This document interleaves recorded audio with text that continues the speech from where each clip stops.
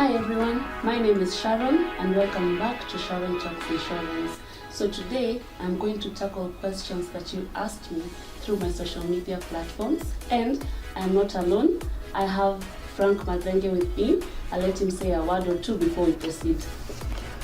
Hey guys, welcome to this awesome channel. It's a good time for us to be able to respond to some of the questions that you have asked on our social media platforms, and welcome on board. So, someone asked me, Frank, can you get a cover for a vehicle that is 7 years old?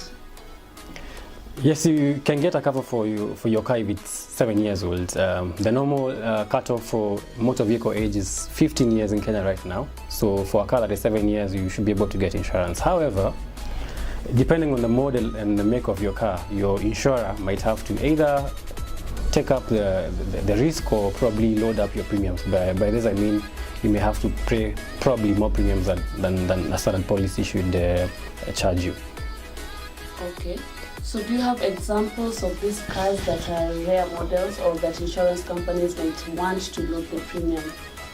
Not really, but common knowledge is that there are vehicles in Kenya that are not very common. So getting their spare parts would be very tiring for an insurer. So insurer probably would more often than not try to run away from covering cars like Hyundai, which have no plants in Kenya, or Opel.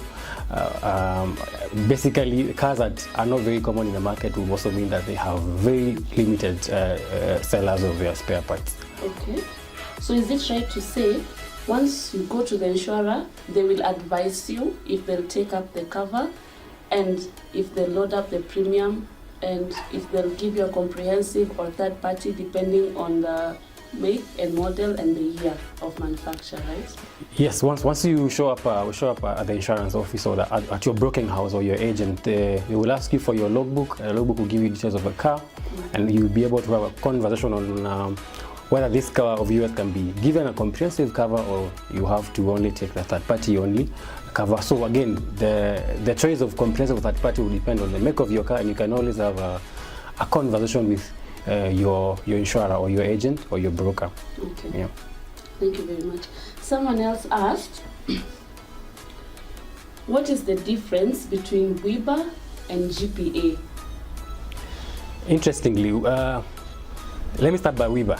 WIBA is a statutory cover by the government. Basically, what that means is that it's a mandatory cover for every employee.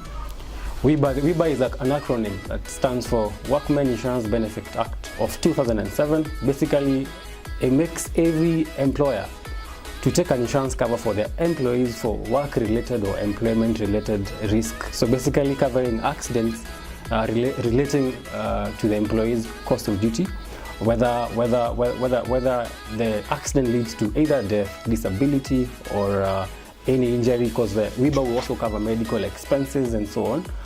So WIBA by itself is a statutory cover, which means every employer in Kenya is supposed to take over a WIBA insurance for their employees.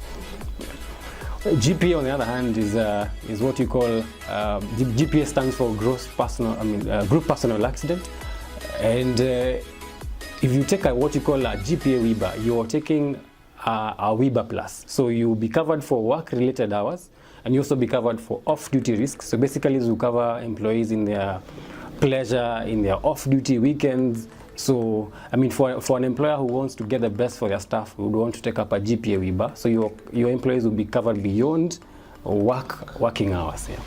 Okay. Yeah.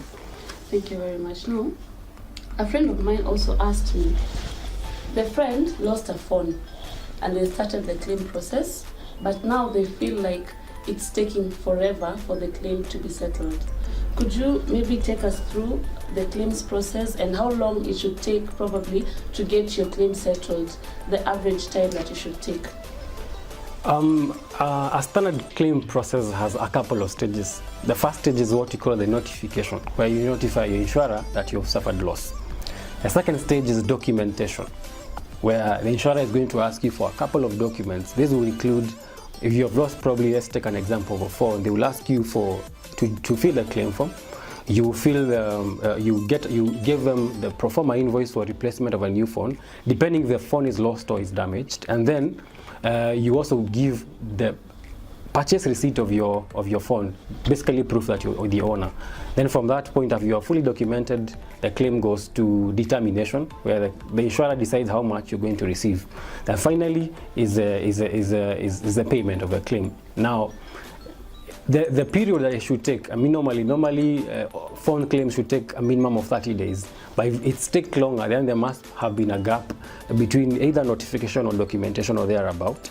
But if you've done every documentation, everything is done, then the claim should not take more than 14 days after documentation has been done. That is what we call standard. However, many issues surrounding a claim might lead to a claim taking longer than possible, which I'm sure we may want to tackle in our next vlog. Okay, so we'll talk about claims procedures and why it will take long to settle a certain claim, and how long it should take. Yeah, exactly. But for this one, what would you tell them? Is it how long? 30 days? I would say on the safe side, and you're saying 30 days after full documentation. You're not saying 30 days after notification. 30 days after full documentation of the claim, you ought to receive a compensation. Yeah. Okay. Yeah. Sawa, thank you. Now, 2 people asked me about education cover. The first one asked, what happens if the child dies before the agreed saving time? Do you get back your money or what? Now, for education covers, there are 2 ways. If you've taken an education cover for your son or your daughter, and unfortunately your daughter dies before the maturity of a policy, there are 2 ways to look at it. Some insurers will allow you to get back your lump sum plus an amount of interest, not the whole interest, but plus an amount of interest. That's one option. So you can get your lump sum at the time your child dies. Wait, Frank, the lump sum, you mean if you had agreed that you're going to get maybe 3 million after 10 years, it means if the child dies in 3 years' time, you get your 10 million still. If the policy was 3 years, or the policy was less. Was more than 3 years. You remember that? Yes. If a policy is for 10 years, let's say, and your child dies at 4 years, then there will be a calculation that will be done to determine the cash out. You're not going to get the 10 million? You're not going to get that. There's an endowment policy, which means it matures at the end of a period. So if it has to be cashed out mid-period, then insurer is going to calculate the lump sum that you're going to get at that particular point, plus interest. That's one way. Another option is you continue doing the savings, so it's converted back to a savings plan, so you can continue saving towards a policy until the maturity. Then you can get your lump sum. Some insurers will also allow that cover to be moved if you have another child, to be moved to another child and probably extend the policy period. Okay. Yeah. All right. So the other person was asking, basically, he said, I'm thinking of an education cover, one covering 3 kids aged 5, 2, and 4 months. 5 years, 2 years, and 4 months. Now, I think what would help him is, first of all, is there one cover? Can you get one cover for all of them? If the 3 children will have the same maturity period, yes. I mean, in normal practice, it will be very impossible unless the 3 children are born around the same time. But normally, you would want to have every child on their own, because at what point do you want to have this policy maturing? It will be very different for the 3 children. One probably will get to, let's say, 10 years earlier than the other. So that's the tricky part of it. So I wouldn't imagine a case whereby you have a policy for 3 lives of children, which will be maturing at the same period. Yeah. And what would you advise him to look at before taking an education cover? The good thing about the education policies in Kenya is that they are very simple and they're very straightforward. So, but for me, one thing that you might want to be very careful when selecting where to go to. Of course, you need to be very careful about the insurer that you pick. Again, look at their strength and muscle in that area of insurance. And of course, you can also probably see whether there's an aspect of where you can probably have a flexibility the payments that you're doing, periodical payments. If a parent has a muscle a particular period, would they be allowed to increase their remittances at a particular period, which probably then will have an impact on the adjustment of the maturity value of that policy. But the good thing to be on the safe side, just look at an insurer who has muscle on that area. The other things are pretty much straightforward for education policies. Yeah. So actually, in regards to this education policy, there's another company, I don't know the name, that has come up with a no lapse policy. Have you heard of it? No, it doesn't lapse even if you don't pay for, 2 years. When you go back to paying, you continue paying. I think that's also a good idea, and someone can consider that. Yeah. And the market is quickly evolving to allow for many things that are coming up. You see, the thing is, people fear education policy because they think it's a scam. These life policies, because how can you pay your premiums for 2 years and then you don't have a job to continue paying for the next 1 year? When you go back, you're being told you don't have savings.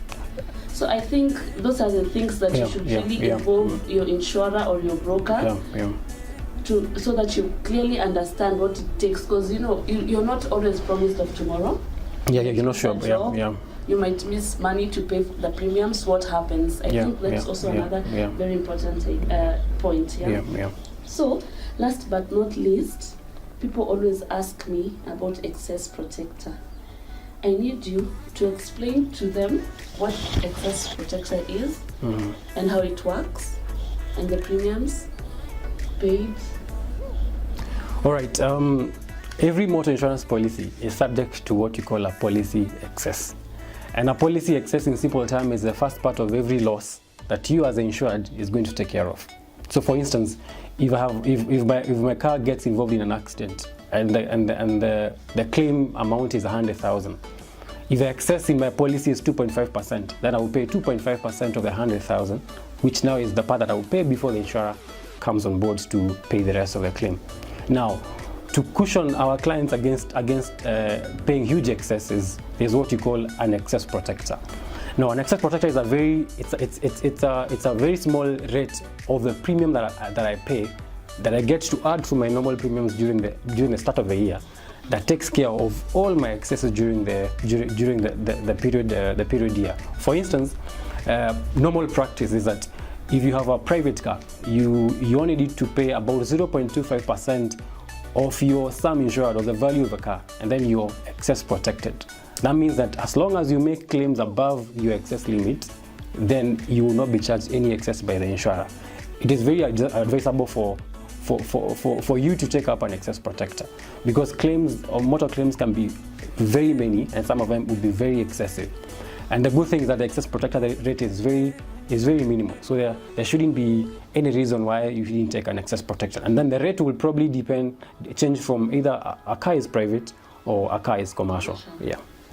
So when you just mentioned something, I need you to clarify. You say excess, you pay 0.25% of the sum insured. There's usually a minimum of, I think, 2,500. It will change from one insurer to another, but mostly it will never go below 1,500 for minimum excess. Basically, that means, and the good thing to know is that if you're taking a short-term cover for your vehicle, you always ought to pay the excess protector for the whole period, not for the short term. So excess protection benefit is not calculated as a short-term benefit. So you have to pay the whole annual rate.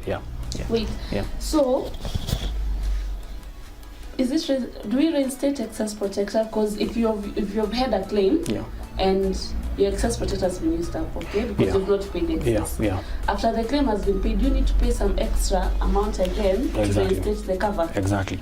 If you have an accident and the insurer has paid and you're not charged excess, then after the claim has been paid and your car has been serviced by the garage, you need to go back to your insurer or your broker or your agent and ask for the excess amount to be reinstated. Basically what you're saying, you pay the same amount you paid at the beginning of the policy and pay it now. However, some insurers have what you call a no no blame, no excess. Yeah. So if you're not to blame for the accident, then you're not charged an excess. But again, always interact with the policy document that you're given by your insurer to see whether you have the benefit of no blame, no excess. Yeah. Subject to a police abstract. Subject to a police abstract, yes. Mm-hmm. Yeah. Okay. Yeah. So I think that is it. Thank you very much, Frank. Yes. And I hope to see you again, because we have to talk about the claims procedure. Yes, we need to have a special session on claims procedures. Okay. Yeah. This will be next. So thank you guys. I hope you've learned a thing or two from this video. We'll keep answering your questions, so please keep engaging me in your social media platforms, and I'll be sure to come back to you with specific answers. Thank you very much, and stay tuned for my next video.